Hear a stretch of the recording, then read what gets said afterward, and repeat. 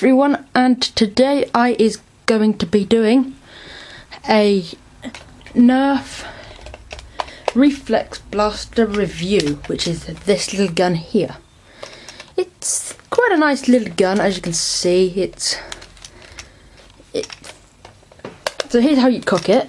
Oh yeah. So if you just grab this bit here and you pull it back, there's this thing which is I think is the air restrictor. I'm not sure.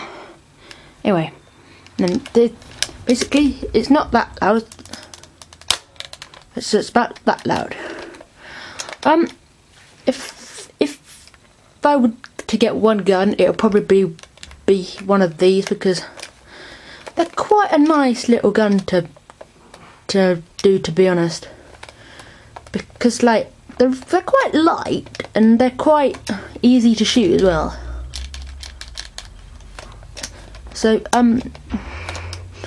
I am hoping of doing a 10th YouTube video, a 10th video special, because like I'm nearing the 10 video mark. And anyway, thanks for watching, and goodbye.